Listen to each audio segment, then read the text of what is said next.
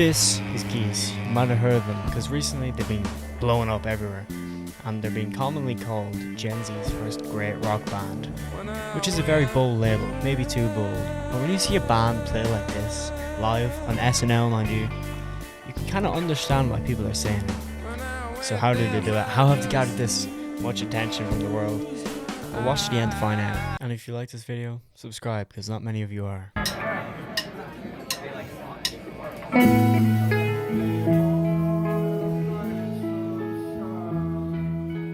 Geese started out as a high school band where they met through a music club and would continue playing in Max's, their drummer's, basement. There they would self-release an album and 2 EPs, but as college approached for the band, they were set to split up. That's how most bands actually end. Life just gets in the way. But before their split, their music gathered enough attention to attract a few record labels, and before they knew it, they were in a bidding war to sign them. And in 2020, Geese would be signed to Partisan Records, and here's what the president had to say about them. It was obvious how fast they were going to evolve artistically once we started working together. However, I didn't yet understand how prolific a songwriter Cameron was. We can see that Geese's core ideology is that they don't want to stay stagnant. They have an itch to experiment with what they can make, and that genuine interest in their craft is what is like core to building a great band. It was a long process of vetting and choosing labels because we were sort of want to be sure that we're making the right choice. Partisan came in towards the end of that process, and we spoke to Tim Putnam, who's the head of A&R at Partisan, is that right? Yeah. And then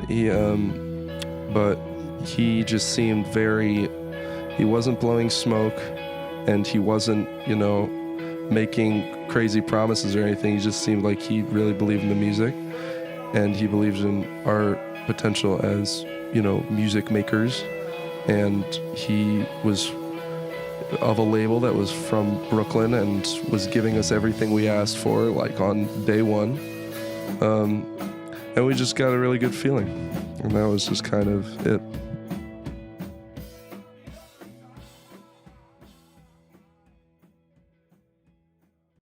The song, I'm taking you down on the inside. Enter Treaty Country, the band's second album. The songs on this feel a lot bigger, memorable, and instead of a band figuring out who they were, it's a lot more confident. It's the kind of album where you never quite know if the next line is going to make you laugh, lean in, or maybe it'll turn you away, I don't know. But that's the charm of these bands. They're risky, and if it doesn't hit, it doesn't hit. But if it hits hard. The president of Partisan Records said the leap from Projector to Treaty Country was staggering. And he's right. It's not just a better album, it's like completely different from what they were doing before.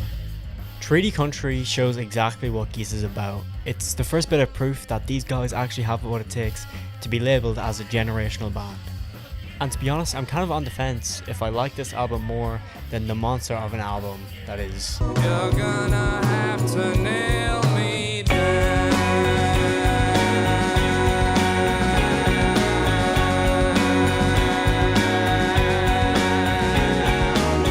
Getting Killed was an immediate success. People was calling it the album of the year, the rock album of the year. Geese wasn't just a new promising band, they were the band you couldn't ignore. They were everywhere. People were comparing them and calling them the modern day Strokes. I mean, just look at Cameron Winter here. He is, you can't tell me he doesn't look like Julian Casablancas, what the fuck? From the explosiveness of Trinidad, get it, to the joyous ballad that is Taxes, there's a song in this album for quite literally everyone. So why does it actually work? The chaos feels emotional, not performative. And it's what people connect to. They're messy, fine in one moment and completely unraveling in the next. But Cameron doesn't sound like he's trying to be cool. The errors and voice cracks make him feel authentic, like he's trying to get something out of his system. But anyways, enough about him. He's his own video. Geese sound real without being cringe. It's not like they're trying to copy directly from the Strokes or even other influences. The band feels like they're absorbing things and spitting it back out in their own way, which is exactly how bands like the Strokes did it. So, there's a difference between the influence that, like Jay Dilla listened to Radiohead and was just like, I love Radiohead. There's a difference between the influence that he took from them and the influence that fucking Muse takes from Radiohead, you know.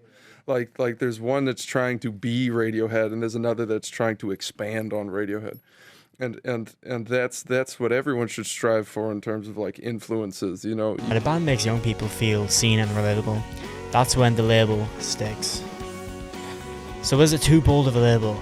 Maybe it is, but when you hear a band screaming about bombs and cars on national television, it doesn't really feel like a label anymore. It feels like a fact.